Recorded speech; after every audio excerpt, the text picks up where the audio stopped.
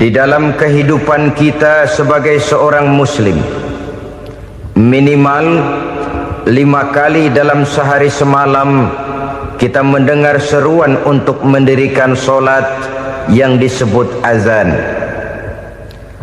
Ada kalimat menarik di dalam kalimat azan itu, yakni seruan hayya 'alal falah, marilah menuju kepada keberuntungan, marilah meraih kemenangan. Seruan ini adalah kecenderungan dari setiap manusia, apapun warna kulitnya. Artinya, setiap orang dalam hidup selalu ingin meraih dan mencari kemenangan. Kemenangan akan melahirkan kepuasan batin, dan kepuasan batin memberikan kebahagiaan. Sedangkan kekalahan melahirkan penderitaan batin, dan penderitaan batin menjerumuskan seseorang di dalam berbagai bentuk kerugian. Jikalau inilah seruan azan, maka masalahnya ialah apa yang menyebabkan kita meraih kemenangan. Al-Quranul Karim memberikan tuntunan dan ajaran kepada kita bahwa orang-orang yang memperoleh kemenangan itu tidak lain adalah orang-orang yang bertakwa. Hanyalah mereka yang bertakwa kepada Allah Subhanahu wa ta'ala pada akhirnya akan tampil sebagai pemenang. Lalu siapa orang yang bertakwa itu? Dijelaskan dalam awal-awal Al-Baqarah, orang yang bertakwa yang akan meraih kemenangan. Pertama, allazina yu'minuna bil ghaib, yaitu orang-orang yang beriman kepada yang gaib, percaya bahwa ada alam yang gaib, alam yang abstrak, alam yang tidak bisa dijangkau oleh salah satu daripada panca indera kita. Mereka percaya dan beriman kepada adanya malaikat, beriman kepada adanya iblis dan jin, beriman kepada adanya alam kubur, beriman kepada adanya alam mahsyar, beriman kepada adanya alam akhirat, beriman kepada adanya surga dan neraka. Beriman bukan cuma sekedar beriman dalam ucapan bibir saja, tetapi beriman yang nilai iman itu mampu mewarnai gerak dan gaya hidupnya. Iman yang meresap sampai ke tulang sumsum, kemudian memberikan dampak positif di dalam kehidupan manusia. Alam, kita tahu, adalah sesuatu yang selain Allah, dan Allah bukanlah alam. Apapun namanya selain daripada Allah, itu adalah alam. Alam pada hakikatnya terbagi menjadi dua. Ada alam syahadah, alam nyata, alam konkret, alam yang bisa dijangkau oleh salah satu indera kita. Kemudian ada alam ghaib, alam yang tidak bisa dijangkau oleh panca indera kita, alam metafisika, alam abstrak, alam yang wajib kita imani keberadaannya. Kita percaya bahwa malaikat itu ada, kita percaya kepada jin, bahwa jin itu ada, kita percaya kepada adanya iblis dan setan. Bukan percaya kepada iblis dan setannya, percaya bahwa iblis dan setan itu ada. Itu termasuk salah satu daripada sifat orang yang bertakwa kepada Allah. Saudara-saudara kaum muslimin rahimakumullah, kecenderungan pembangunan yang lebih bersifat materialistis biasanya menggeser aspek kehidupan rohani. Orang berpikir empiri, dan dalam pola pikir yang demikian maka alam gaib tidak lagi mendapat perhatian. Aspek kehidupan yang bersifat rohaniah malah mulai ditinggalkan. Akibatnya terjadilah kepincangan di dalam kehidupan kita. Pernah ada satu pengalaman pribadi dalam perjalanan kembali ke tanah air. Dalam pesawat di sebelah kanan saya duduklah seorang Jerman namanya Heiner Simonsen. Iseng saya ajak kenalan, saya ajak ngobrol, saya tanya dia. Saya bilang, Mas Henner ini. Kalau pesawat yang kita tumpangi ini jatuh ke bawah, kira-kira apa yang bakal terjadi, Mas? Dia bilang, kita semua akan mati. Begitu? Ya. Oke. Apa itu mati? Tanya saya. Dia bilang, untuk tahu apa itu mati, kita harus tahu lebih dahulu apa itu hidup. Saya pikir nih bule bisa ngomong juga. Baiklah kata saya. Apa hidup menurut Anda itu? Oh, hidup itu dia bilang, kalau seluruh anggota badan kita bekerja secara normal, paru-paru memompa darah secara normal, jantung berdetak secara normal, sel-sel tubuh bekerja secara fit, dan organisme tubuh hanya mau bekerja secara normal, dia bilang, kalau kita memberi makan yang cukup, menu yang teratur, dan gizi yang lengkap. Saya bilang, kesimpulannya apa, Ner?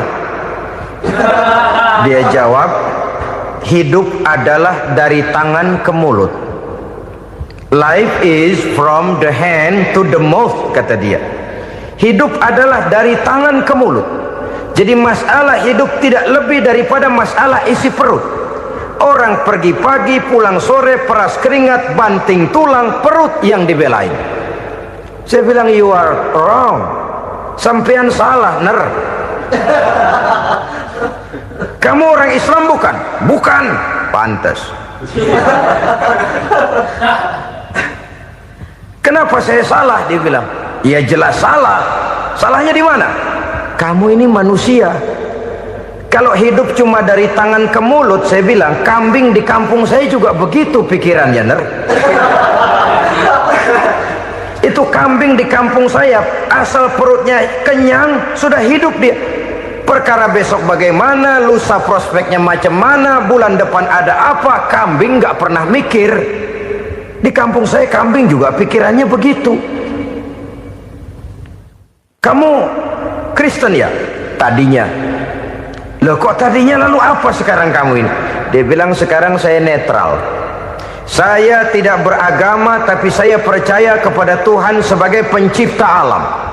Saya ingat benar dia bilang, I haven't any religious, but I believe to God as the creator of the world. Kenapa bisa netral begitu, Ner? Habis saya bingung katanya. Islam bilang Islam baik, Kristen bilang Kristen baik, Hindu Buddha bilang Hindu Buddha baik, semua agama baik. Saya netral sekalian, nggak beragama. Yang penting saya percaya kepada Tuhan. Saya bilang, Ner, kamu ini kayak orang mau beli celana, lalu bingung.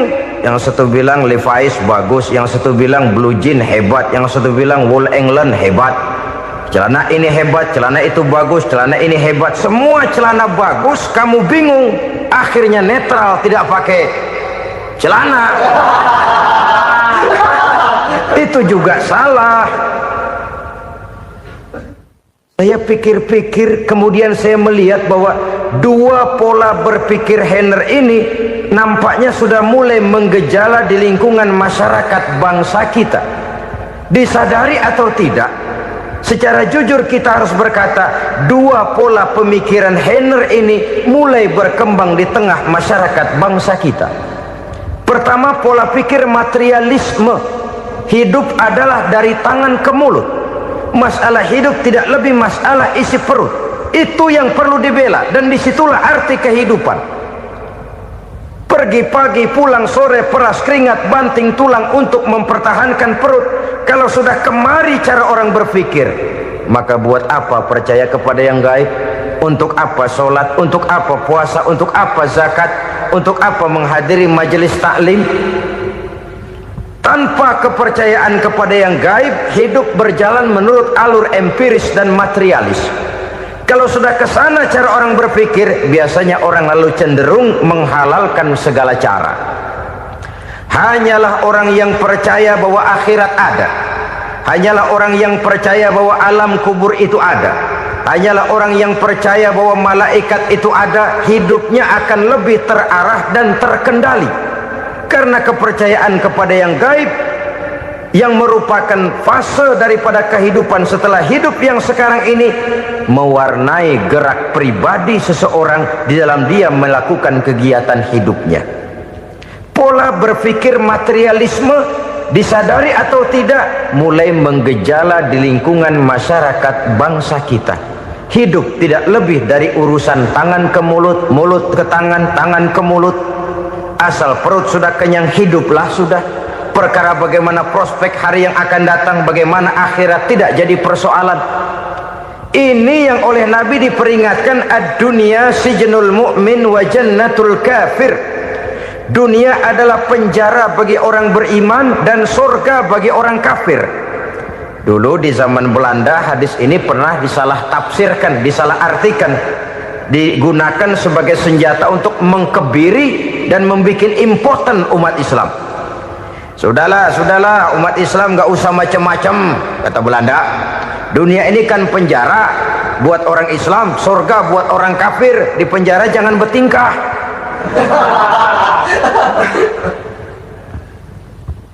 Pengertiannya tidak begitu. Dunia adalah penjara bagi orang mukmin. Artinya dalam kehidupan dunia seorang mukmin tidak bebas memperturutkan hawa nafsunya. Di penjara hawa nafsunya. Sebaliknya surga bagi orang-orang kafir. Buat orang kafir surgalah dunia ini. Mereka bebas memperturutkan hawa nafsunya, dilarang tidak terlarang, dicegah pun tidak tercegah. Mereka hidup menurut alur bisikan nafsu mereka sendiri. Kemudian bila ajal datang, maut merenggut nyawa, selesailah surganya sampai di situ. Maka bagi orang-orang yang tidak percaya kepada adanya akhirat, kepada adanya alam gaib, surganya sebatas umurnya. Sekali lagi, surganya sebatas umurnya. Bila umur selesai, ajal pun datang merenggut nyawa, selesailah sudah surganya sampai di situ. Alangkah pendeknya perjalanan orang-orang yang tidak percaya kepada alam gaib ini. Bagi kita mukmin, jikalau kita mampu memenjarakan hawa nafsu, kita bisa bahagia di dunia ini. Dan Islam memang tidak menyuruh kita sengsara di dunia. Raih dunia, kejar dunia, gapai dunia sebagai alat untuk mencapai kebahagiaan di akhirat nanti. Hidup adalah satu perjalanan panjang yang terbentang sejak kita terlahir dari alam rahim sampai kepada alam akhirat nanti. Andai kata kita gagal meraih kebahagiaan di dunia, toh kita masih punya akhirat. Tapi jangan jadi dalil yang melemahkan semangat. Biarin dah kita di dunia kebelangsak, yang penting akhirat. Akhirnya dunia benar-benar kebelangsak. Bagaimana dunia ini bisa kita raih, dan bagaimana meraih dunia untuk menunjang kepentingan akhirat nanti. Yang kedua, dari pikiran Heiner yang saya lihat menggejala di lingkungan masyarakat bangsa kita, timbulnya manusia-manusia netral. Seolah-olah Tuhan yes, agama no. Sama Tuhan percaya, agama ogah. Tuhan ngangguk, giliran agama godeng. Padahal hampir dalam setiap ayat dalam Quran, kata-kata amanu biasanya bergandeng dengan wa amilus sholihat, iman dan amal soleh. Ini sebagai isyarat Tuhan dan agama jangan pernah dipisah-pisah. Apabila kita bertuhan, maka kita harus beragama. Apabila kita beragama, maka agama itu harus bersumberkan dari Tuhan yang kita imani itu. Tidak mungkin kita pisah, Tuhan yes, agama no. Sama Tuhan percaya tapi agama bikin sendiri. Sembayangnya cukup bengong 2 jam madep mulon.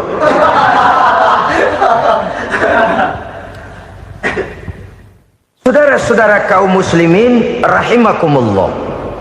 Jadi dengan demikian, agama yang kita akui merupakan unsur mutlak di dalam pembangunan sekarang ini, merupakan bagian dari kehidupan yang menuntun kita bahwa di balik alam nyata ini, di balik alam syahadah ini ada alam gaib. Dan mudabbir, murabbi, yang mengatur, yang menguasai, yang memelihara baik dia alam nyata, baik dia alam gaib, tidak lain adalah Allah Subhanahu wa ta'ala. Di sana ada satu super power, satu maha kekuatan yang kita perlu bersandar kepadanya. Sebagai makhluk nyata yang hidup di alam nyata, berbuatlah secara nyata sebagaimana harusnya kita berbuat. Karena Islam jelas bukan agamanya orang pemalas. Islam jelas bukan agamanya orang yang mengajarkan setelah selesai sholat boleh duduk, nggelenggem ayam-ayam, ndelohom, menghitung bintang di langit sambil menunggu keajaiban. Tidak. Islam adalah agama yang mengajarkan apabila sholat sudah selesai kamu kerjakan, bertebaranlah di permukaan bumi, cari karunia Tuhanmu. Jangan hidup berpangku tangan menunggu keajaiban, karena hidup bukan undian. Jangan berharap untung besar tanpa mau peras keringat. Tapi di sebalik itu toh kita juga harus yakin bahwa di sisi usaha nyata yang kita lakukan ada satu super power, satu maha kekuatan gaib yang menentukan berhasil dan tidaknya usaha kita. Kepercayaan kepada hal semacam inilah yang mendorong kita untuk mempunyai sandaran vertikal, agar jikalau usaha ini berhasil kita tidak lupa diri dan lupa daratan. Jikalau usaha ini gagal kita tidak putus asa dan buruk sangka, tidak cupik pandangan dan sempit hati, tapi mampu melihat persoalan dengan kacamata putih sambil husnuzon kepada Allah Subhanahu wa ta'ala. Kita percaya malaikat itu ada yang namanya raqib dan atid, mengawasi gerak hidup kita sampai kepada gerak hati kita. Ini memberikan sugesti agar kita berhati-hati, tidak sejengkal tanah pun kita bisa berlindung dari pengawasan raqib dan atid. Ada munkar nakir yang akan menyoal kita di alam kubur. Ada malaikat Malik, penjaga neraka. Ada malaikat Ridwan yang menjaga surga. Kita percaya kepada adanya jin, kita percaya kepada adanya setan, iblis. Percaya kepada adanya, bukan mempercayai si setan, si iblis lalu menjadikannya sebagai teman. Tidak. Percaya bahwa mereka itu ada dan merupakan makhluk Allah yang gaib, yang diciptakan Allah Azza wa Jalla. Kepercayaan kepada alam gaib memberikan motivasi terhadap gerak lahir manusia, sehingga dengan motivasi kepercayaan kepada yang gaib, gerak lahir jadi lebih terarah, jadi lebih terpelihara. Pernah seseorang bertanya, "Pak, apakah adanya akhirat bisa dibuktikan secara ilmiah?" Saya bilang tidak bisa, tidak bisa. Kenapa? Karena yang berangkat nggak pernah pulang kembali lagi. Kalau dia pulang kemari bisa kita tanya bagaimana enak di sono. Cuma secara moral saya katakan, lebih beruntung orang yang percaya kepada akhirat daripada yang tidak. Sekarang saudara percaya akhirat ada, lalu saudara baik-baik di dunia, sholat, puasa, zakat, menolong orang lain, menebarkan kebajikan. Saudara mati, andai kata akhirat tidak ada, toh dalam hidup saudara sudah berbuat baik. Paling tidak nama saudara akan dikenang sebagai orang baik. Sebaliknya, saudara percaya, kata saya, bahwa akhirat tidak ada, lalu hidup semau-maunya, tenggelam dalam maksiat dan munkarat, menentang Allah, tidak mau ruku dan sujud. Lalu saudara mati, kemudian akhirat ada, ayo mau apa? Bekal tidak punya. Jadi secara moral lebih beruntung orang yang percaya kepada adanya akhirat daripada yang tidak percaya. Dan itu alam gaib yang tidak bisa dibuktikan secara eksat. Jangankan untuk membuktikan seperti itu, dalam kehidupan sehari-hari saja yang kita rasakan tidak selalu berbentuk toh. Angin, bagaimana sih bentuknya angin? Kita tidak tahu. Merah, buktinya kalau dikerok merah. Yang merah itu kulit, yang kulit kita bukan anginnya. Sakit, rasa sakit itu ada, tapi bagaimana bentuk sakit kita nggak pernah tahu. Kalau kita makan cabai pedas, bagaimana bentuk pedas itu tidak ada, tapi rasa ada. bentuk pedas hijau, cabenya bukan pedasnya. Tidak semua yang kita rasakan bisa kita gambarkan dalam bentuk yang konkret. Oleh karena itu, sekali lagi bahwa kepercayaan kepada alam yang gaib mampu memberikan satu sugesti yang menata kehidupan seseorang lebih lurus, lebih terarah, dan lebih terkendali. Maka wajar kalau kepercayaan kepada yang gaib mengantarkan seseorang untuk meraih kemenangan. Kenapa? Dia percaya kepada yang gaib, bahwa akhirat ada, bahwa alam kubur ada, bahwa pertanggungan jawab itu ada. Maka dia lalu tidak hidup saenae udele dewe, itu loh. Tidak hidup menurut seleranya sendiri, terarah, teratur.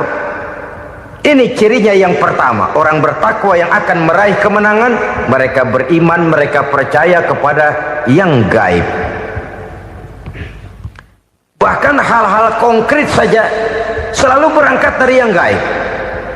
Saudara-saudara, para remaja, para pemuda sekarang ini tidak pernah tahu toh siapa yang akan jadi teman hidup saudara. Kita bisa saja ngerancang, mentargetkan, tapi toh akhirnya yang namanya jodoh bukan kekuasaan kita. Rezeki di luar kemampuan kita. Begitu juga ajal, maut, jodoh, ajal adalah contoh-contoh konkret bahwa pada akhirnya yang gaiblah yang menentukan. Bertahun-tahun ngelancong, emang jodoh seret nggak jadi.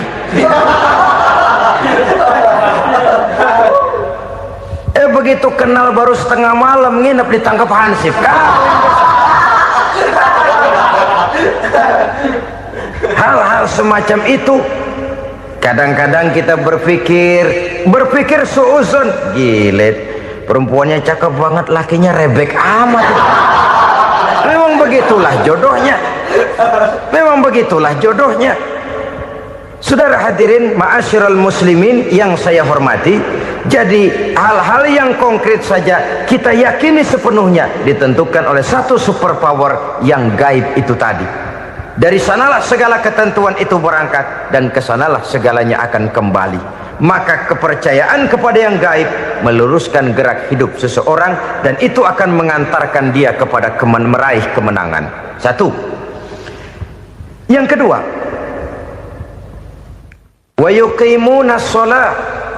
Orang bertakwa yang akan meraih kemenangan itu adalah orang-orang yang mendirikan sholat. Kenapa sholat mengantarkan orang untuk meraih kemenangan? Yang jelas, inna sholata tanha anil fahsya'i wal munkar.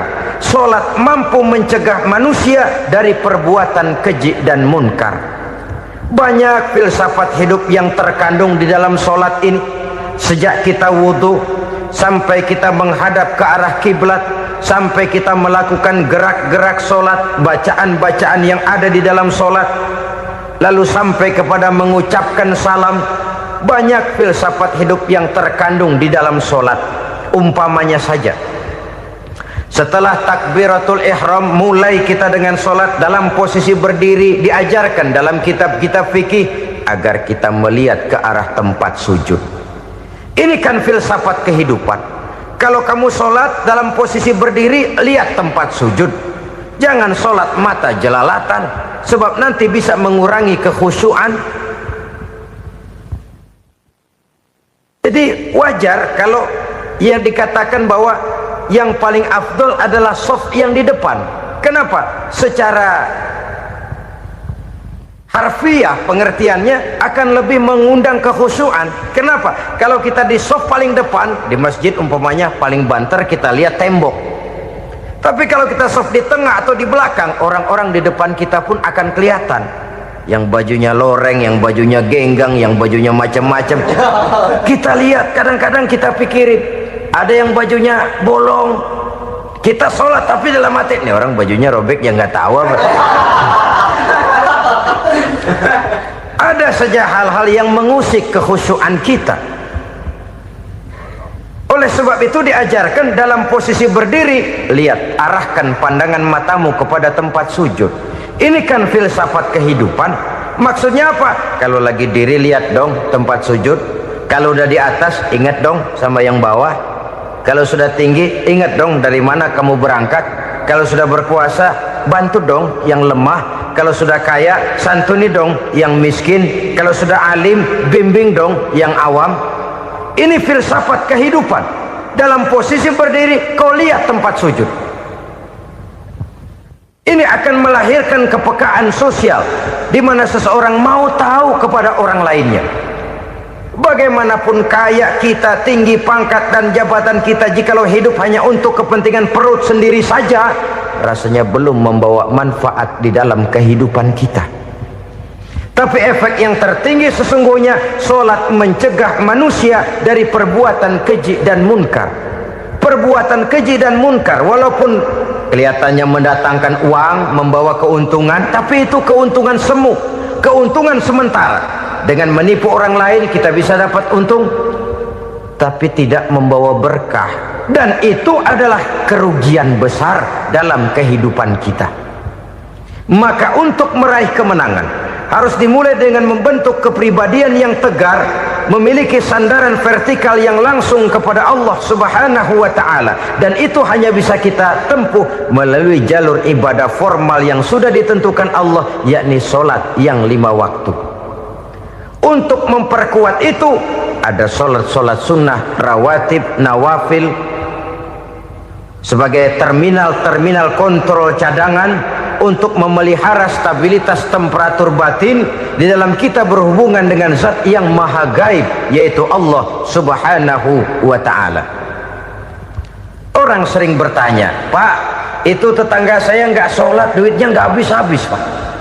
Nggak sholat tapi mobilnya tambah terus, nggak sholat tapi usahanya makin maju. Tapi di sisi lain ada orang yang rajin sholat, rezekinya butak bener, anaknya mana kurus, mana korengan.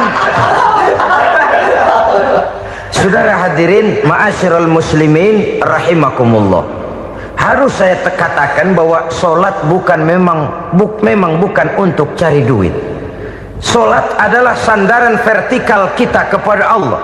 Sedangkan soal rezeki itu berkaitan dengan sifat Allah maha pengasih dan maha penyayang. Allah maha pengasih, siapapun dikasih kalau mau usaha. Allah maha penyayang, tidak semua orang disayang oleh Allah Azza wa Jalla.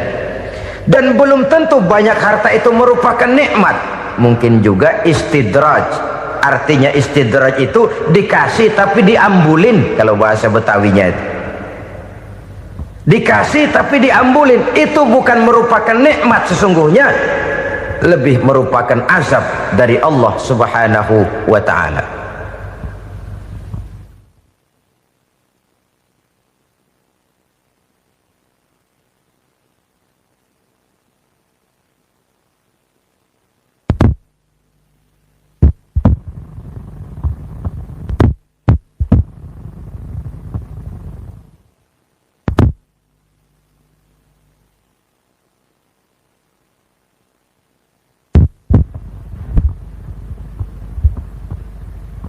Agama mempunyai sistem solat, dan kita umat Islam telah dituntun oleh Allah Subhanahu wa ta'ala yang wajibnya 5 kali dalam sehari semalam mendirikan solat, dan itu tentu berada dalam jangkauan kemampuan manusia.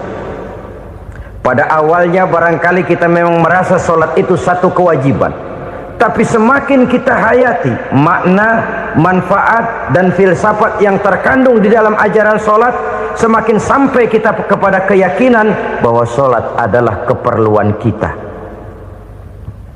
Sehingga pada waktu tertentu dinilai puncaknya, kita tidak lagi akan berkata saya wajib solat, tapi kita akan berkata saya perlu solat. Kalau kita sudah merasakan itu adalah keperluan kita, nah di sanalah kita baru akan merasakan ruginya kalau hal itu tidak kita laksanakan. Sepanjang kita masih berkata saya wajib sholat, kita akan lebih merasakan dia sebagai beban ketimbang sebagai keperluan. Yang jelas Allah tidak memerlukan ibadah yang kita laksanakan ini. Dengan kata lain, Andai kata satu dunia penuh ini orang tidak ada yang sholat satu pun, Allah tidak akan turun dari jabatan Tuhan. Jangan lalu berpikir kalau kita ngambek se-RW kagak sembahyang Tuhan tekor kali ini ya. Tentu tidak. Itu perlunya kita, bukan perlunya Allah. Dan pada induknya kita akan berkata, saya perlu agama. Kalau secara induk kita sudah memerlukan agama, maka konsep-konsep yang ada di dalam ajaran agama itu pun adalah juga merupakan keperluan kita. Baik dia bernama sholat, baik dia bernama puasa, baik dia bernama zakat, baik dia bernama haji, seluruhnya adalah keperluan kita. Dan sesuatu yang kita perlukan apabila tidak kita laksanakan akan melahirkan kerugian di dalam kehidupan. Jangan heran kalau kita membaca riwayat perjalanan hidup para salafus soleh, orang-orang soleh. Ada yang tahajud sampai 100 rakaat, ada yang sholat malam kakinya sampai bengkak. Kita sekalinya bengkak biri-biri. Ada yang sholat membaca surah dalam Al-Quran sampai khotam Quran. Kok mau? Mereka sudah merasakan itu keperluan. Itu saja soalnya. Satu saat pun jikalau kita merasa bahwa itu keperluan saya, kita pun akan melaksanakan seperti itu. Keperluan saya dalam kehidupan. Inilah yang kedua. Yang ketiga, orang bertakwa yang akan meraih kemenangan itu, wa mimma razaqnahum yunfikun. Mereka membelanjakan sebagian daripada rezeki yang diberikan Allah kepada mereka. Mereka infakkan di jalan Allah. Ada satu dialog menarik.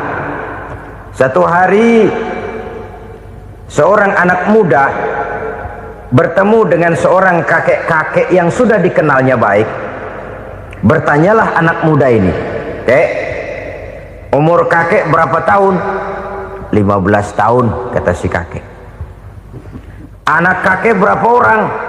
1. Harta kakek berapa banyak? 15 juta. Si anak muda ini bengong, lalu protes, "Kok kakek bohongin saya?" "Kenapa?" "Saya tahu umur kakek 70 tahun. Kenapa ngaku 15? Saya tahu anak kakek 5. Kenapa bilang 1?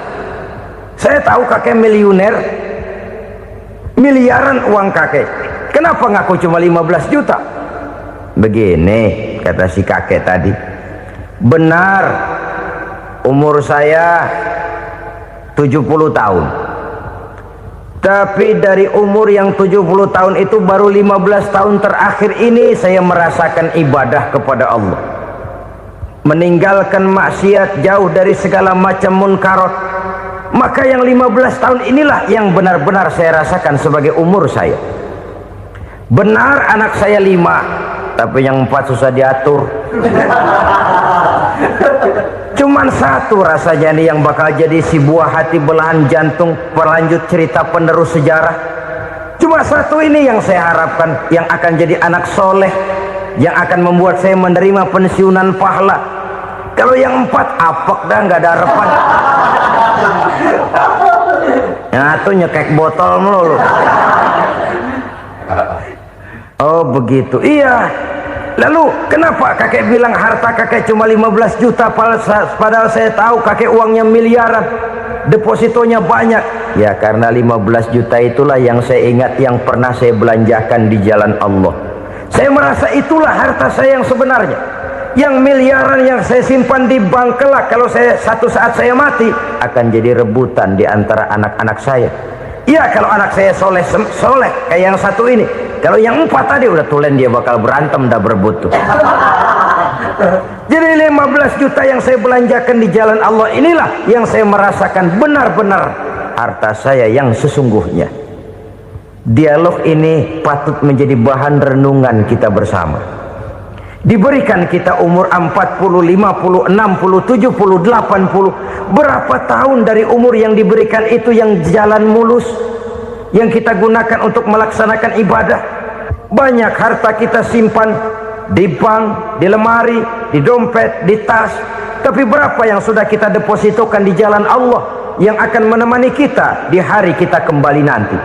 Maka orang bertakwa yang akan meraih kemenangan, wa mimma razaqnahum yunfikun, mereka membelanjakan sebagian dari rezeki yang diberikan Allah di jalan Allah subhanahu wa ta'ala. Ma'asyiral muslimin rahimakumullah, zahirnya memang kita memberikan kepada orang lain, tapi hakikatnya kita menyimpan untuk diri kita sendiri. Kita memberikan kepada yatim piatu 25.000, zahirnya kita memberikan si yatim, hakikatnya kan kita cuma nyimpan.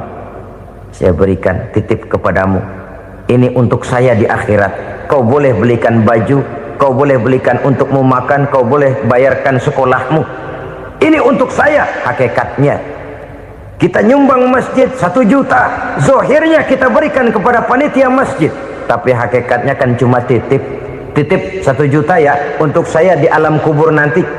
Silahkan kau boleh belikan semen, ini uang, belikan besi, belikan pasir, saya cuma sekedar titip untuk kepentingan saya. Hakikatnya kita cuma sekedar menitip.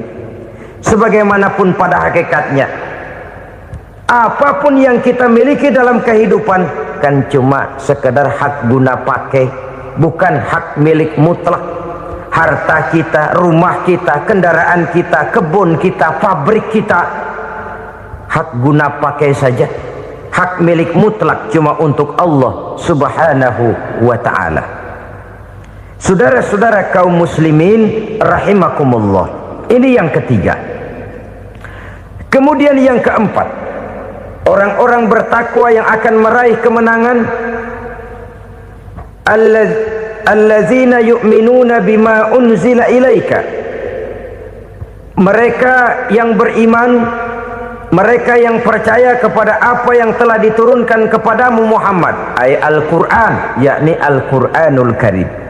Setelah percaya kepada yang gaib, mendirikan solat, kemudian menginfakkan sebagian dari rezeki yang diberikan Allah, mereka juga lalu percaya kepada yang diturunkan terhadap Nabi, yaitu tidak lain Al-Quranul Karim. Sekali lagi di sini, percaya bukan hanya sekedar percaya saja, tetapi percaya lalu menjadikan Al-Quran itu sebagai pedoman hidup. Sebab memang Al-Quran itu adalah GBHM, garis-garis besar haluan muslim. Apa yang harus kita lakukan, apa yang harus tidak kita lakukan, bagaimana mestinya kita bertingkah laku dan berbuat, seluruhnya tercantum di dalam Al-Quranul Karim. Itu sebabnya ketika satu hari Aisyah ditanya bagaimana akhlak Rasul, beliau menjawab, kana Rasulullah sallallahu alaihi wasallam khuluquhul Quran. Akhlak daripada Rasulullah tidak lain adalah Al-Quran. Jawaban simpel ini memberikan gambaran bahwa keseluruhan daripada konsepsi Quran sudah diterjemahkan dalam kehidupan Rasulullah sallallahu alaihi wasallam. Karena kita tahu akhlak adalah keseluruhan dari gerak hidup manusia, sejak ia berpribadi, berumah tangga, bertetangga, bermasyarakat, sampai kepada berbangsa dan bernegara. Al-Quran tetap memberikan sentuhan nilainya. Oleh karenanya, orang-orang yang bertakwa adalah orang-orang yang menjadikan Al-Quran sebagai pedoman dalam kehidupannya. Dan kita yakini Al-Quran diturunkan kepada Nabi Muhammad bukan merupakan produk Nabi Muhammad. Isi dan redaksinya langsung dari Allah subhanahu wa ta'ala. Kemudian cirinya yang kelima, orang bertakwa yang akan meraih kemenangan itu, wa ma unzila min qablika, tidak hanya sekedar percaya kepada yang diturunkan terhadap Nabi Muhammad yaitu Al-Quran, mereka juga percaya kepada apa yang pernah diturunkan kepada para nabi, kepada para rasul sebelum Nabi Muhammad. Percaya kepada adanya suhuf, percaya kepada adanya Taurat, percaya kepada adanya Injil, percaya bahwa Allah dahulunya sudah menurunkan Taurat kepada Musa, percaya bahwa Allah sudah menurunkan Injil kepada Isa, percaya Injil ada, Taurat ada, diturunkan Allah untuk Isa dan Musa, tetapi tidak wajib mengamalkannya karena kita sudah diberikan Al-Quranul Karim. Ini yang perlu saya garis bawahi. Kita percaya Allah telah menurunkan Injil dahulu kepada Isa. Kita percaya bahwa Allah telah menurunkan Taurat dahulunya kepada Nabi Musa. Kadang-kadang ini dijadikan dalih, dikacaukan pengertiannya. Quran saja mengajarkan bahwa orang yang bertakwa harus percaya kepada Injil, maka pakailah Injil. Apalagi kalau ayat sebelumnya ditilap, dihapus, dihilangkan, Injilnya yang ditekankan, maka akan terjadilah penekanan yang salah arah. Karena salah arah akhirnya bisa merusak dan menghancurkan akidah. Ketika Rasul suatu saat pernah ditanya orang, "Ya Rasul, bagaimana sikap kita sebagai muslim terhadap Injil yang ada sekarang?" Beliau menjawab, "La tukadzibuhu jami'an wa la tusaddiquhu jami'an." Jangan didustakan seluruhnya, jangan juga dibenarkan semuanya. Artinya, ini sudah merupakan gambaran dari Rasul bahwa dalam Injil yang ada sekarang masih ada ajaran-ajaran tauhid yang dibawa oleh Nabi Isa dan diajarkan kepada umatnya. Tapi juga dalam Injil yang sekarang ini sudah terkena intervensi dan investasi manusiawi. Karena itu Rasul menyimpulkan, la tukadzibuhu jami'an wa la tusaddiquhu jami'an. Jangan didustakan semua, jangan dibenarkan seluruhnya. Kita memang percaya Allah telah menurunkan Injil kepada Nabi Isa dulu, tapi kita tidak wajib mengamalkan Injil. Kita percaya Allah telah menurunkan Taurat kepada Nabi Musa, tapi kita tidak wajib mengamalkan kitab ajaran Taurat. Yang wajib kita percayai dan kita amalkan hanyalah Al-Quranul Karim. Kenapa? Oleh karena baik yang ada di dalam Taurat, baik yang ada di dalam Injil, tentu tercakup di dalam Al-Quran sebagai kitab terakhir yang diturunkan oleh Allah Subhanahu wa Ta'ala. Dan itu wajar. Kalau seorang pejabat mau mengeluarkan satu keputusan baru, tentu dia harus meninjau keputusan-keputusan lama. Andai kata dianggap tidak berlaku, dianggap tidak relevan lagi, maka keputusan-keputusan lama itu tentu sudah dianggap tidak berlaku. Sebagian daripada aturan-aturan dalam keputusan lama yang masih dianggap relevan tercantum dalam keputusan baru yang wajib diamalkan. Begitulah hubungannya antara Al-Quran, Taurat, Zabur, dan Injil. 4 kitab samawi yang diturunkan Allah masing-masing kepada Zabur untuk Nabi Daud, Taurat untuk Nabi Musa, dan Injil untuk Nabi Isa alaihi wassalatu wassalam. Ketiga-tiga kitab itu kita percayai adanya. Kita yakini Allah telah menurunkan Zabur, Taurat, dan Injil, tapi kita tidak wajib mengamalkannya. Yang wajib kita mengamalkannya sekarang ini tidak lain hanyalah Al-Quranul Karim saja, karena ia mencakup apa yang ada di dalam Zabur, apa yang ada di dalam Taurat, dan apa yang ada di dalam Injil. Keotentikannya bisa dipertanggungjawabkan. Ya, tapi kan Nabi Muhammad sudah mati 14 abad yang lalu, dan di zaman beliau Al-Quran kan belum dikodifikasikan, belum ditulis. Bagaimana keotentikannya bisa dipertanggungjawabkan? Mudah saja. Allah berjanji, inna nahnu nazzalna dzikra wa inna lahu lahafizun. Kami yang menurunkan Al-Quran dan kami yang akan menjaga dan memeliharanya. Allah turunkan Quran, Allah menjaganya. Bagaimana cara Allah menjaga Al-Quran itu? Banyaknya orang-orang yang hafaz Al-Quran. Hafaz Al-Quran 30 juz, 114 surah, 6.666 ayat. Sehingga jangankan satu kata, jangankan satu ayat, satu kalimat saja berubah sudah akan timbul reaksi dan mudah dimengerti. Kenapa? banyak orang-orang yang hafaz Al-Quran.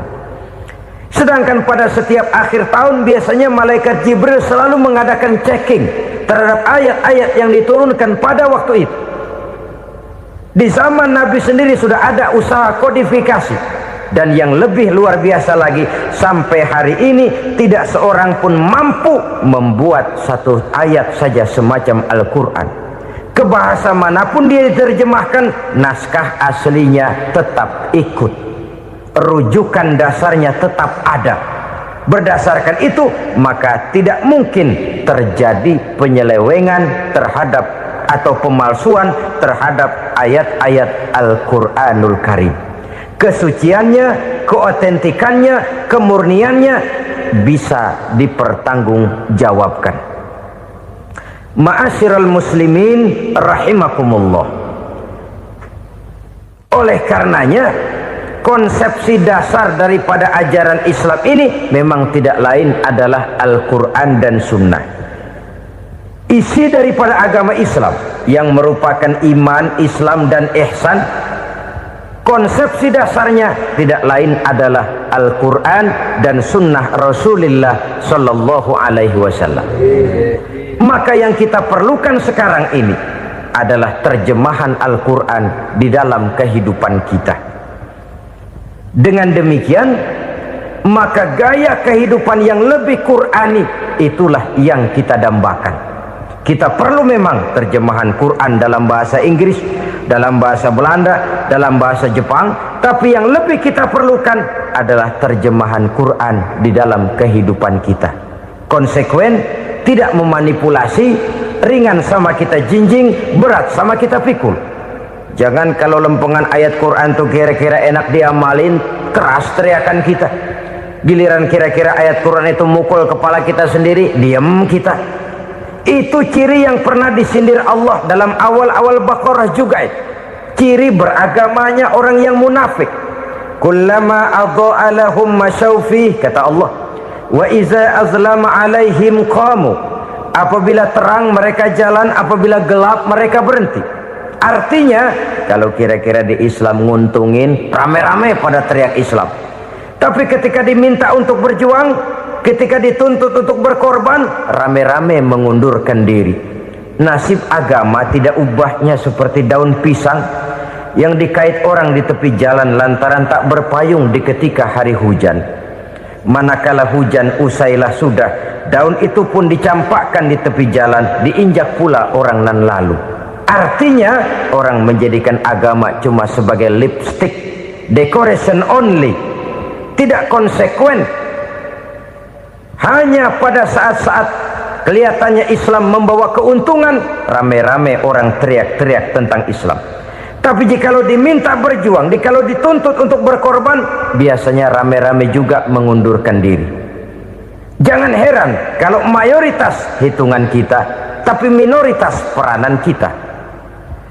Kuantitas kita dalam jumlah, tapi dalam kualitas kita lebih sering jadi penonton daripada jadi pemain. Padahal itu sangat tidak boleh terjadi. Umat Islam di Indonesia harus bangkit. Umat Islam di Indonesia harus sadar akan keberadaannya. Tidak boleh hanya jadi penonton berpangku tangan, karena memang agama kita juga mengajarkan untuk konsekuen di dalam menjabarkan ajaran-ajaran daripada agama kita. Kita sering jatuh menjadi umat yang lemah oleh karena kita ini tidak pandai menggalang kebersamaan yang diakibatkan tidak konsekuennya kita.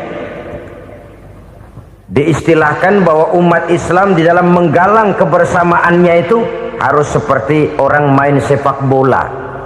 Saudara-saudara kan tahu orang main sepak bola itu. Orang main sepak bola, kalau pertandingan belum dimulai sih silakan saja kumpul di luar lapangan, atur strategi yang baik. Tapi kalau pertandingan sudah dimulai, turun ke lapangan hijau, jangan kumpul terus. Ada sepak bola gotong royong, mundur-mundur rame-rame, depan ke depan kumpul melulu mainnya. Kalah.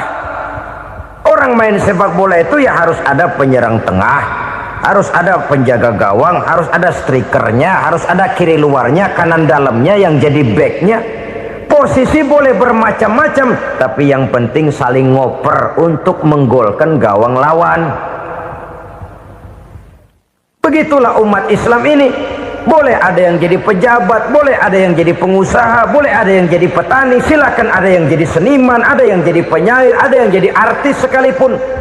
Tapi kalau sudah berhasil menguasai bola, jangan lupa operannya. Operan itu yang langka. Kita ini muslim kadang-kadang kalau sudah memegang menguasai bola, kalau belum mau mampus, belum mau ngoper. Nanti kalau sudah nggak punya bola, baru mau ngoper. Kalau sudah dengar-dengar mau dekat pensiun, baru mau jihad, baru mau berjuang, baru mau ngurus pesantren. Tanda tangan sudah tidak laku, memo sudah tidak dihargai, baru mau berjuang. Kemarin kemana, Mas? Kita tidak pandai memanfaatkan posisi. Dengan kata lain, kalau kembali kepada persoalan kita, konsekuensi kita terhadap agama yang kita anut ini belum ideal. Kita masih lebih sering berislam ini pada saat-saat yang menurut perhitungan kita membawa keuntungan. Tapi kalau diminta berjuang, dituntut berkorban, yang itu pun hakikatnya adalah untuk kepentingan kita juga.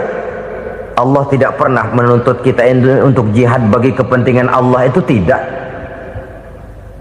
Berjuang menegakkan agama Allah, apakah untuk kepentingan Allah? Tidak. Untuk kepentingan kita. Sebab nilai-nilai jihad itu pada akhirnya akan membawa kita kepada satu kebahagiaan. Setidaknya kalau tidak di dunia, tentu di akhirat sebagai syahid. Oleh karena itu, pada bagian akhir ini saya ingin mengajak, marilah kita konsekuen. Sekali kita berkitabkan Al-Quranul Karim, mari dia kita jadikan pedoman. Jangan cuma kita jadikan sebagai penghias dinding, pelengkap rumah, bahwa di rumah kita ada Al-Quran, tapi yang baca kecoa. Habis pada bolong tuh Quran. Yang penting kan punya Quran. Ditaruh di pintu rumah, biar apa? Biar kuntilanak kagak masuk katanya. Ya apa itu nasib Quran, cuma kerjanya jaga pintu, ngusir kuntilanak, ngusir memedi. Bagaimana kita hidup menurut tuntunan Al-Quran? Kadang-kadang tidak pernah menjadi masalah bagi kita. Maka bagaimanakah Al-Quran akan mungkin membawa keberkahan dalam hidup kalau ajarannya kita injak-injak dalam keseharian kita?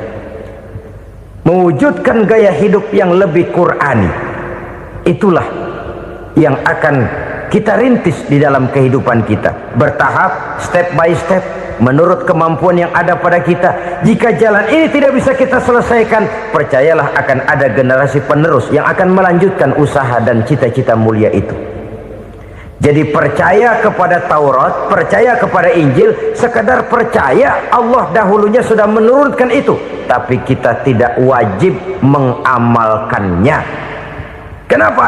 Generasi Injil masa berlakunya sudah kedaluarsa. Taurat masa berlakunya sudah kedaluarsa. Injil pernah berlaku untuk orang Nasrani di zaman Nabi Isa. Taurat pernah berlaku untuk orang Yahudi di zaman Nabi Musa. Setelah generasinya berlalu, datang Rasul penutup yang membawa Al-Quranul Karim, maka Al-Quran itulah yang berlaku menjadi pedoman sampai hari akhir nanti. Jangan jauh dari Al-Quran, karena apabila ini kita lakukan, maka kita akan kembali kepada satu gaya hidup yang jauh dari tuntunan agama, dan itu artinya kita akan semakin jauh untuk meraih kemenangan. Saudara-saudara kaum muslimin rahimakumullah, yang keenam, yang terakhir, orang-orang bertakwa yang akan meraih kemenangan itu wabil akhirati hum yuqinun. Mereka percaya, mereka yakin seyakin-yakinnya akan adanya hari akhir, di mana seseorang akan mempertanggungjawabkan seluruh perbuatannya di dalam hidup ini, dan tidak ada satu perbuatan yang bagaimana kecilnya sekalipun yang tersembunyi dalam pandangan manusia yang tidak akan dibukakan persoalannya di mahkamah Qadi Rabbul Jalil di akhirat nanti. Itulah sebabnya maka percaya kepada akhirat disebut secara khusus. Padahal di awal tadi sudah dijelaskan yu'minuna bil ghaib, percaya kepada alam gaib, dan alam gaib ini termasuk akhirat. Kenapa pada bagian akhir disebut lagi akhirat? Karena ternyata bahwa kepercayaan kepada adanya akhirat merupakan induk dari kepercayaan terhadap adanya malaikat, setan, jin dan lain sebagainya, dan akan lebih memberikan sugesti dalam kehidupan manusia untuk meluruskan gerak hidupnya. Jikalau satu saat tergerak hati akan berbuat kejahatan, ingin mencuri, sadarlah, awas ada akhirat. Sebab kalau kita cuma teriak awas ada polisi, itu cuma tertunda sementara, begitu polisi meleng embat. Kalau kita ingin berbuat jahat cuma berteriak awas ada hansip, cuma sementara hansip itu ada. Tapi kalau ceritanya awas ada akhirat, mau menyeleweng awas ada akhirat, mau berjudi awas ada akhirat, mau mencuri awas ada akhirat. Keyakinan yang akan meluruskan gerak hidup manusia sehingga gerak itu jadi lebih terarah dan terkontrol, tidak merugikan baik diri sendiri, lebih-lebih orang lain.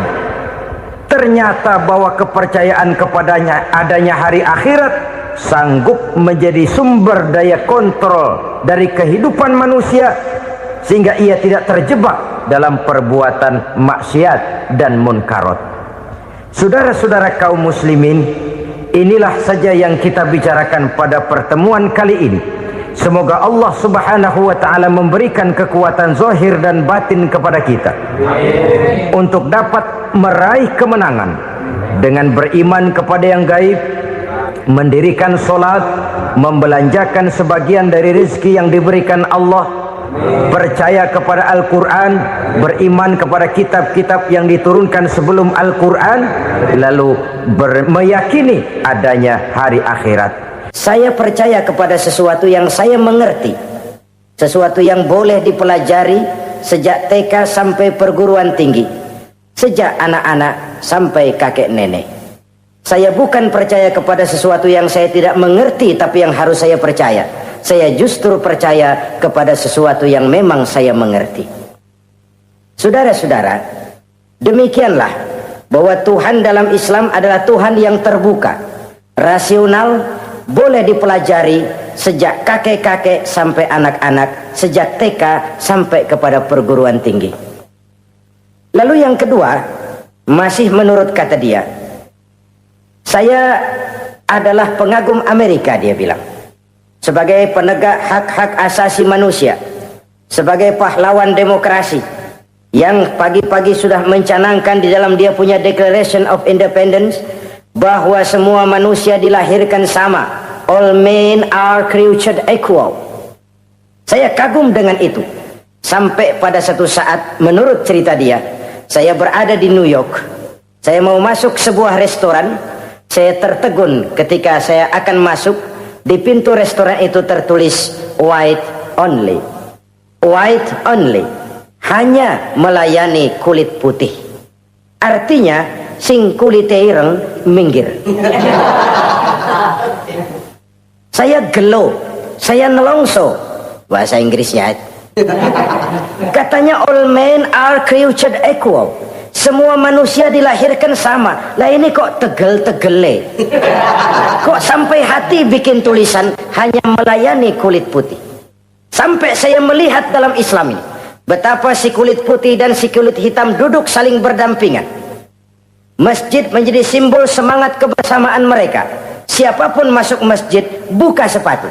Di sana mereka menghadap ke arah yang sama, menyembah Allah Tuhan yang sama, mengikuti cara Rasul yang sama, melakukan gerak yang sama, membaca bacaan yang sama, dengan bahasa yang sama.